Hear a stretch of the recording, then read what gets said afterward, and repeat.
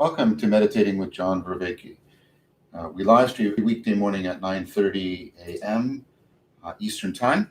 We alternate typically on Mondays between a Dharma Day in which I teach a new lesson, and then the Upaya Day, and then the Upaya Days alternate between review of the whole ecology of practices from the Eastern tradition or reviewing the ecology of practice from the Western tradition, the Wisdom of Asia course that we're on right now.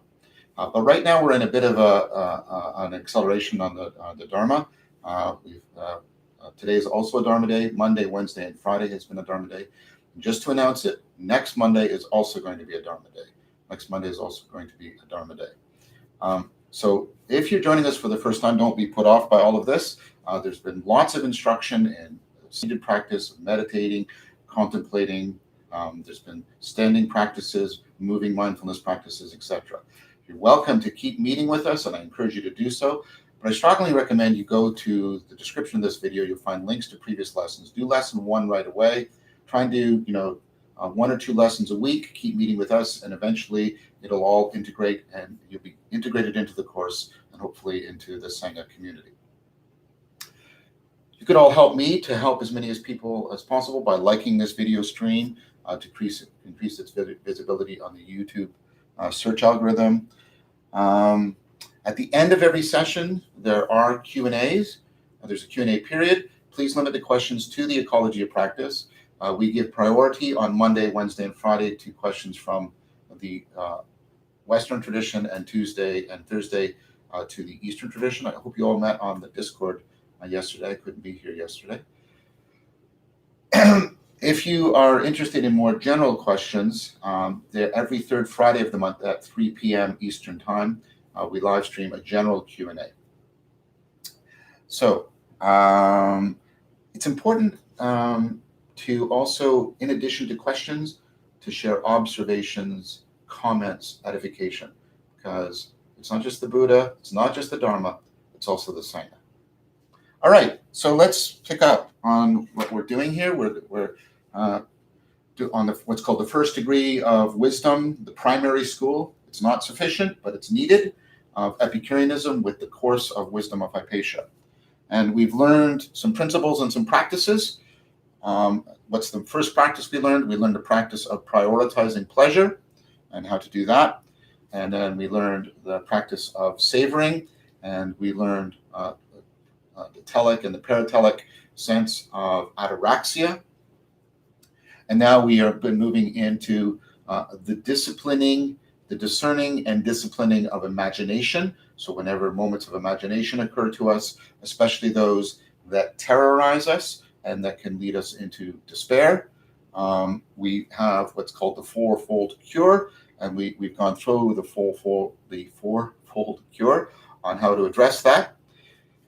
And where that ended on Wednesday was that we need a practice by which we can encourage each other.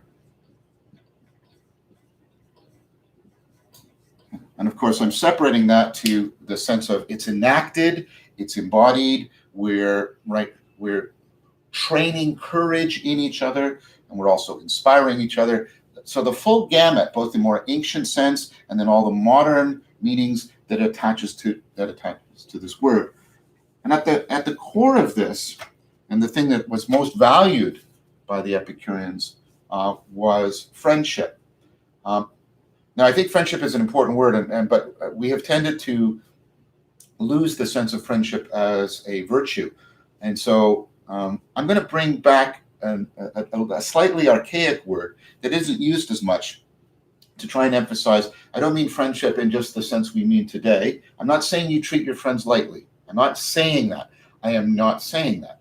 What I'm saying is we need a deeper sense of what the Epicureans were talking about when they talk about friendship. So the word that's very helpful here, I think, is fellowship.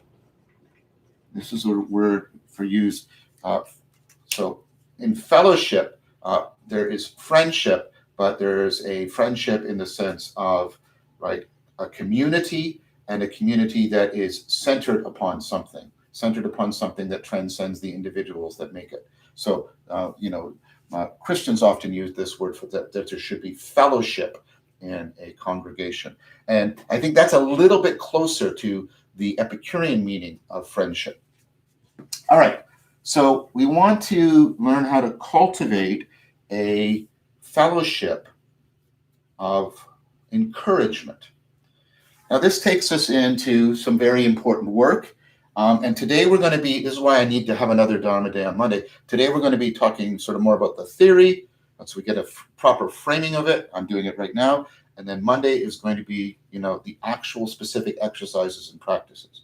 So the person whose work I'm making use of here is the really important and recent work. Let's hold this up for you. So this is a book by Rand Lahav called The Handbook of Philosophical Companionships, Principles, Procedures, and Exercises. That's the sort of main book for the practice. It has some of the theory in here. Here's the book that has a bit more of the theory behind it. It's called Philosophical Contemplation, Theory and Techniques for the Contemplator, and that's Rand Lahav. Again, and then the most important book, not the most important, sorry, the most comprehensive. I used the wrong word, I apologize. The most comprehensive book in terms of its sort of the philosophical foundation is Stepping Out of Plato's Cave, Philosophical Counseling, Philosophical Practice, and Self-Transformation by Rand Lahav. Okay. So obviously, and I'm not expecting all of you guys to read all of these books. I'm making it available to you so you can use it as needed, right? But my job is to learn this material, test it out, put it into conversation with the best sort of cognitive science that I have learned, and then transmit to you, hopefully as helpfully as I can. All right, so what Lahav has this model of what he calls philosophical contemplative companionship.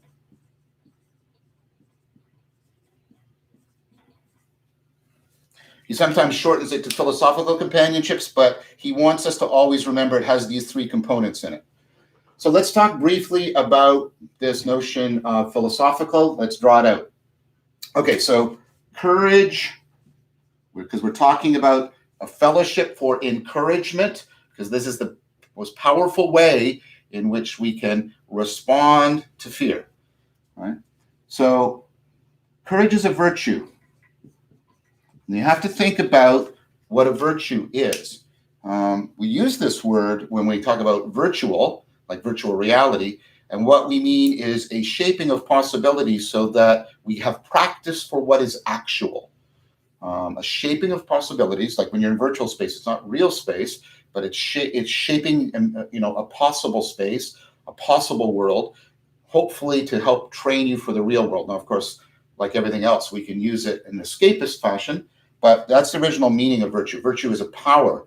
It is a shaped potentiality to act rightly in the world.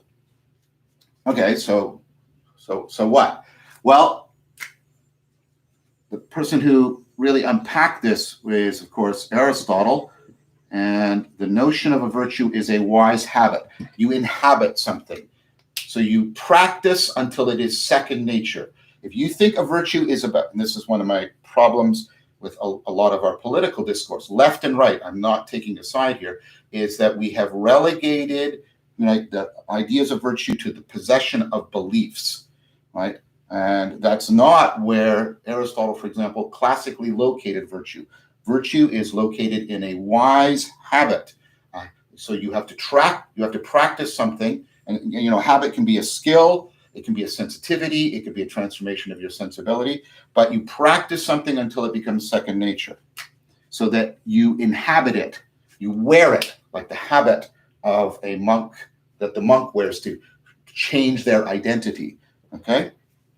Okay, so we're directed towards a training when we're talking about a virtue. So we'll come back to that. But what about the other side, the wisdom? So for Aristotle, there's two aspects to wisdom, importantly. Sophia and phronesis. Both of these words are translated Both of these Greek words are translated as wisdom. The fact that we have one word for it really hamstrings our understanding, just like we have one word for love, and the Greeks have agape and eros and philia. There's philia there, right? Philia, Sophia. We'll come back to that. Okay, so what is this? This is basically your ability to grasp, to see, to have insight into the principles, right, that are regulating the patterns of things, right? So what's the principle that's at work? So you're in a situation, and what's the principle? What's the most relevant principle at work here? That's Sophia. It's having an insight into what's the relevant principle here. Phronesis is your sense of what's unfolding in the process, and how can I intervene? How can I fit myself to it and intervene in it effectively? And so what you want to do is you want to bring these two together. And for those of you who've watched some of my other work, I think I've talked about it a bit in this, in the Sangha too. This is the notion of getting an optimal grip on things, getting an optimal grip on the situation. So optimal grip comes from perception, right? So perception isn't some static thing you do. We've talked about this in savoring. This is too close. I'm getting details, but I can't see the gestalt. This is, I can see the gestalt, but I'm not getting, all of the features. And what I want to do is I want to find a spot, and I want to move the thing so I get the best overall trade-off between the whole, the most encompassing gestalt, and the specific unfolding of the features. So I'm trying to get these two to come together. And you're probably saying, and you would be correct, this reminds me of what you talked about in the Eightfold Path, like the right-handedness of things, like right understanding. Yeah, it's exactly that idea. So so my hand, it makes use of various principles, in process in order to come to an optimal grip on it. So one way you can think about this then is that what you're trying to do in wisdom, is you're trying, and this is one of the overall, so when we've done a lot of work on this, and there's a consensus around this, is that wisdom at least involves seeing through illusion, in order to get an optimal grip on a situation.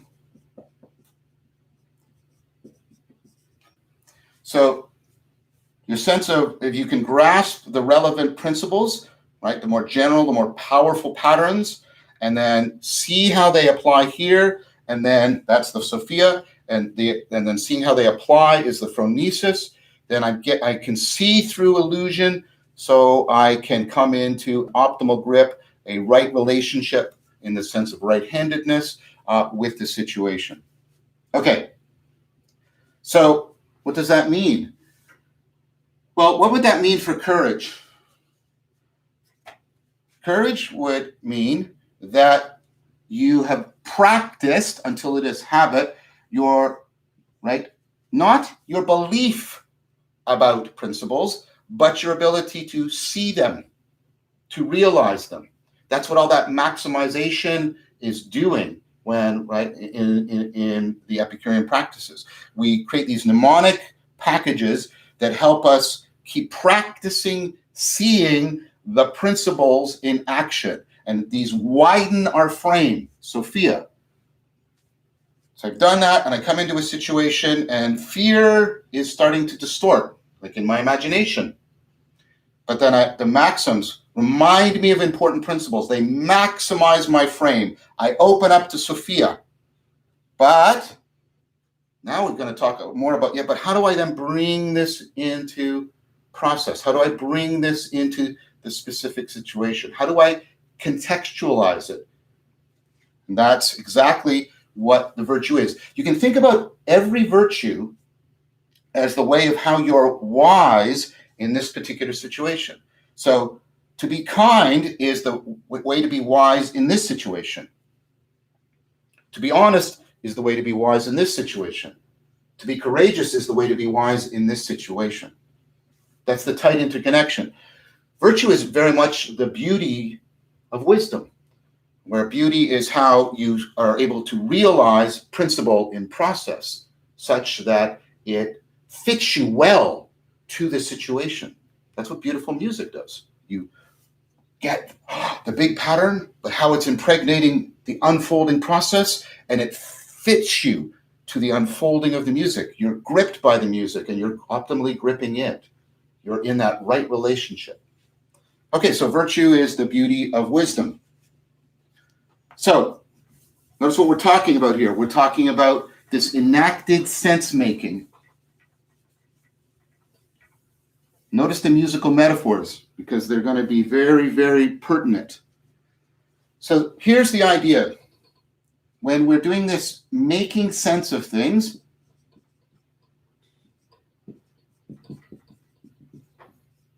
take seriously this, and take seriously the metaphor here. This is both our understanding, right?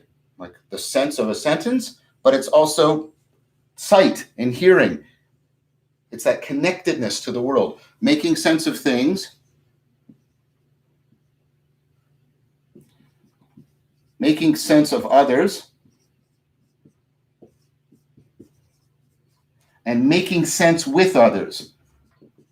Now, I have arguments for all of these, and I can't do them because I don't have time. But the point is, these are all mutually interdependent. When we're trying to make sense of things, we're almost always having to make sense of others. So you say, sometimes I'm alone. Yes, but you're carrying other people's perspectives around with you when you're trying to make sense, even when you're alone. And making sense is ultimately something we do together. Let me just give you a non-controversial example. I didn't make any of these words. I didn't come up with them. Neither did you. We make English together, and we keep making it together. That's not the only way we make sense. It's just a pertinent example here. This is where we're starting to get the idea of why we need philosophical contemplative companionship. Contemplation is the making sense of things, right? The companionship is both making sense of others while making sense with others. Philosophical companionship is about trying to grasp the principles of this triangle and then enact it in a regular practiced process.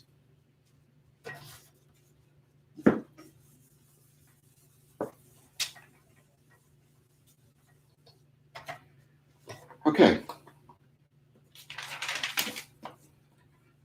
So let's unpack this term, philosophical contemplative companionship. I already mentioned, right, philia, sophia, that's in the word philosophy. So I'm not talking here about academic philosophy. Academic philosophy is not, right, something you should despise. I'm always suspicious of people who do so. But that's what we're talking about here. We're talking about this. This is the fellowship love of wisdom. Now, this word is often used to mean actually both Sophia and phronesis together. Okay? So it's the fellowship love of wisdom.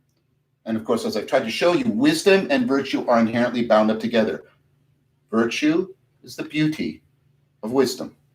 It's what makes us love wisdom.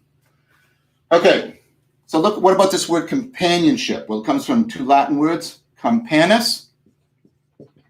This means with, and this means bread. And you're going, what? Yeah, this means sharing bread with people, having a meal with people. So the basic idea here is communing together. Think about when you eat with other, and so how much we want to eat with other human beings, and how much rituals involve eating with other human beings, sharing bread together. Now, what's going on there? Because the point here is this is not just about communication. This is about communing. So one of the things we have to get right from the beginning about philosophical contemplative companionships, right, is that this is not just about communication.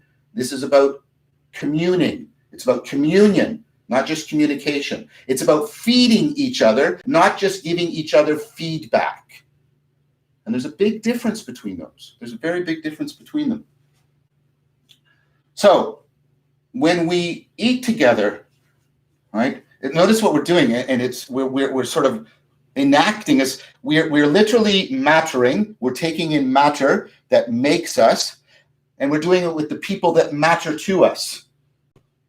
And we're trying to get all of that in sync, resonating together. We're eating a meal together, and notice we use consumption like we have to digest an idea. Okay. All right. So this is telling us, oh, okay. So yeah, I get that. That's that triangle, the making sense of things, making sense of others, making sense with others.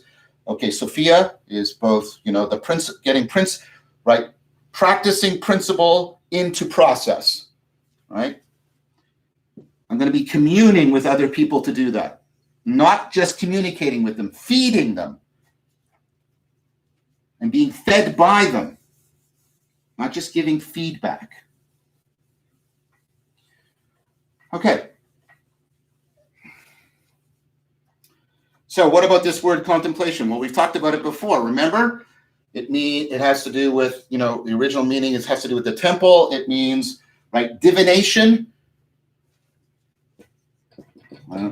right, in the sense of, right, of course, and that's degenerated into people believing they can foretell the future and stuff like that. But originally it meant looking for signs of the God's presence, right? Looking for signs of the God's presence.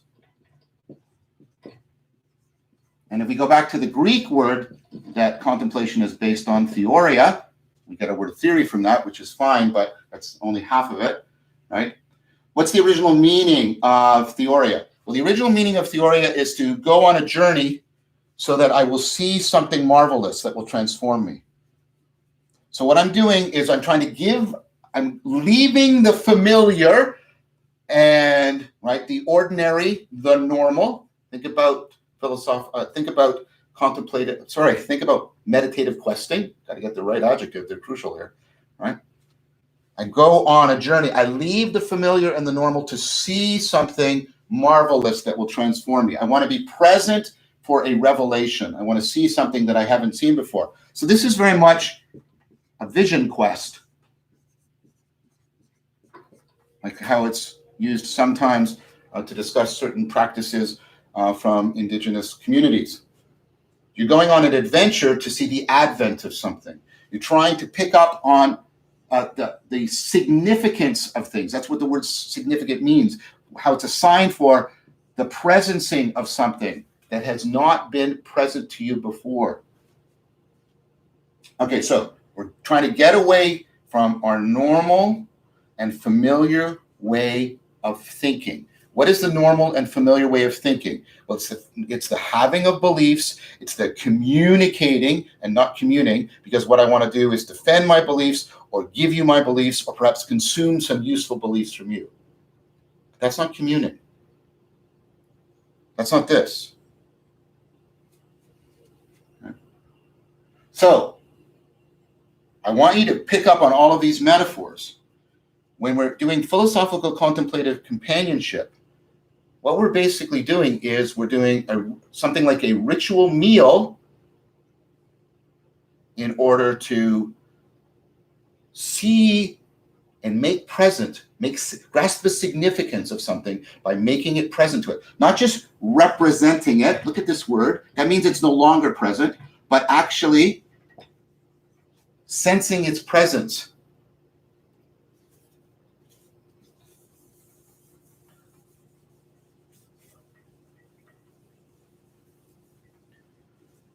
Okay, so what's the meal in philosophical companionship? What's the meal we're sharing? Well, the meal is actually a short philosophical text. Now, it's philosophical, and I'll give you, on Monday, I'll give you the website link that Lahav is. These are texts, for philosophy in the sense of philia sophia, not academic, technical philosophy, but these are philosophical texts that are designed to be nourishing. And what we can do is we're trying to partake in them together. We're trying to participate in them together. We're trying to take part in them together. Okay, that's what we're doing at the meal. So again, think about ritual meals, family meals, Christmas time, Thanksgiving, what you're gathering people together. Why? You want to be present with them. You want to nourish each other. You want to get into right relationship with each other. So really try and make use of that metaphor. Okay, so what are we doing? How are we speaking? Well, we'll get into the specific how on Monday, but again, what's the theoretical framework? We're cooperatively together. We are trying to give voice to the text. We're trying to make that person, that author, present to us, like seeing the gods. We're trying to invoke them and partake in their presence. The idea being that when we can come before, when we can share in the presence of that person together, right, we will, and that's the amazing thing about text, it can actually do that for us, we will be enriched in the sense of being encouraged. So we want to give voice to that. And here's where you're probably thinking, but I'm going to say one thing and Bob's going to say another and Susan's going to say another. And that's exactly right. But the metaphor that the have uses is we're forming a chorus. We're singing. We're trying to sing, I'm using that metaphorically, the significance of the text. So the point here is not to agree or disagree with the text. The point is to bear witness to it, to try and give voice to it, to try and make present the spirit of Augustine or the spirit of Marcus Aurelius. It's like seeing the gods. You're trying to pick up on the significance of a shared presence rather than convince others of your particular belief or opinion. You're trying to get away from familiar opinion that we all have that, and there's nothing wrong with it. We need it in a social context, but we have that very familiar, normal way of communicating with each other. We're trying to leave that behind in Theoria and come into communing with each other. Okay, so what does that mean? Well, we're trying to do these three things. Let's bring that triangle back. We're trying to, in a coordinated and cooperative fashion, make sense of the text, not agree or disagree or offer your opinions. The point is, what is it saying to us? And not because I want to consume the content. What I want to do is like at a family meal. We're trying to invite and invoke Augustine or Plato or Socrates or Epicurus to dinner, to be here with us.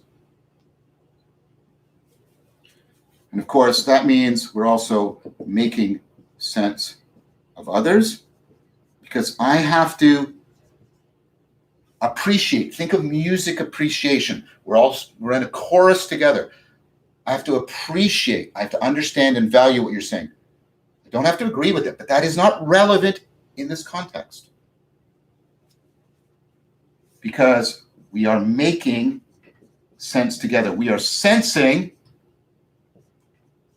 together the meaning of the text, and we are sensing the presence of the voice of the text.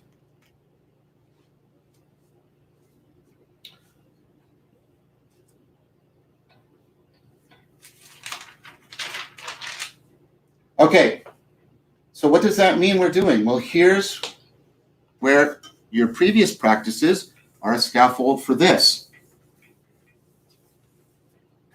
Here's the text, and it's like a meal, and what are we doing? We are co-savoring it together.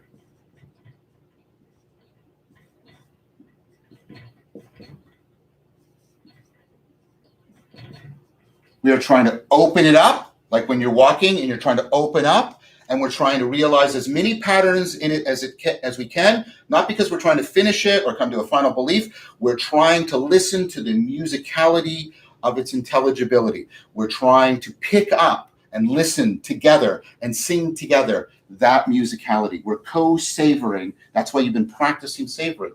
We're learning how to co-savor the text together. And that's not independent. It's meshed up with savoring each other's presence together. So we're going to pick up and partake in, right, the patterning of the ideas of the text. We're going to try and pick up on the texture, right, the tempo of the text, the tone, the taste of it. And we talk about having a taste in music. You're trying to cultivate a taste for the text. The tonos, the tensions that are in the text, like there's tension in music. You're doing all of this because you're trying to sense the significance. See, understanding is different from belief. See, significance. Understanding is about grasping the significance. And you should do that, learn how to do that very, very deeply before we move to any kind of critical response to the text. So we're giving voice to the text. We're bearing witness to the presence.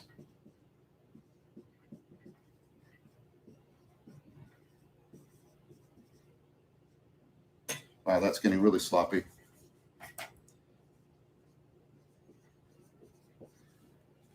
And so what we're getting to finally is this. And that's where I'll end for today. I know it's a bit of a cliffhanger. I apologize, but there's limitations of time that I really have to respect here. Okay. Depth. You're going to be speaking from the deepest parts of yourself. Depth resonating to depth. You are trying to move to a place. You're traveling far from your normal, everyday, belief-making, opinion-giving self, and you're trying to go into what is emerging from you in the depths. That's almost like an insight, or an emotional response, something that's on the edge of your understanding, not something that I get it, yes, no, but more like something, what is emerging from you. So what you're trying to do, right, is you're speaking from the depth, from what is emerging, and what that is doing is you're being called by the depth of others, called to the depths of others, and called by and called to the depth of the text. Right? What's the emerging significance here? The emerging sensing of the emerging significance. It's a very different way of speaking with others. It's a very different way. And if we carry our everyday, listen to the word I'm going to use, habits into this practice of how we talk with each other, how we merely communicate, state opinions, consume beliefs, give feedback, we will not get any of this. We will not be engaging in the practice of philosophical, contemplative companionship. We will not be generating a fellowship of encouragement. We need all those other forms of communication, and we need scientific discourse, and we need political dispute, etc. I'm not denying that, but we also need this. When you need to learn how to swim, you have to stop trying to walk, because if you keep trying to walk in the water, you won't swim. Should walking be thrown away? No, you need it. But you have to stop walking in order to swim, in order to learn how to swim. Okay, so that's a lot, and I hope it wasn't too overwhelming. And we're going to have a short sit now. Jason's going to slightly adjust the camera, and then we'll have a short sit, and then we will go into a short Q&A. As I keep reminding you, Monday, Wednesdays, and Fridays are longer. There's a lot more to go. So this was the theory, very abstract. And many of you are saying this is also abstract. I sort of get it, but I don't know how to do it. I get that too. Monday is following up on the How do we put all of that into practice? How do we bring the principles into practice? How do we bring the Sophia of today into the phronesis so that we can actually start practicing it together, virtually, hopefully on a regular place on the Discord server? Okay, so let's everybody get into position.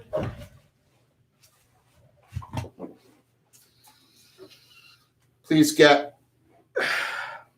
you comfortable. Please set your phones on Do Not Disturb. Again, this is a little bit strange, but I hope that's okay. This gives me, again, because of the many ears, I need some back support, and it also gives me access to the TV.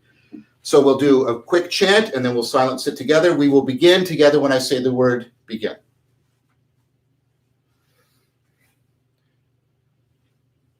Begin.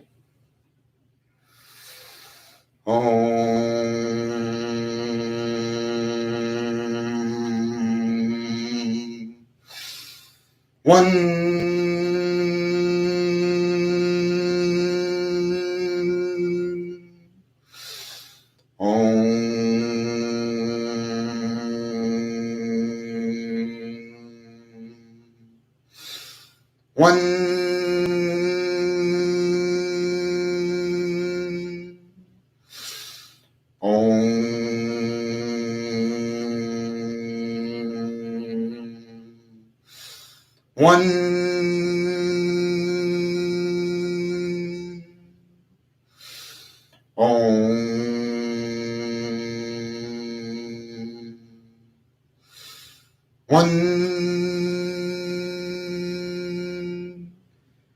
Begin your silent sit.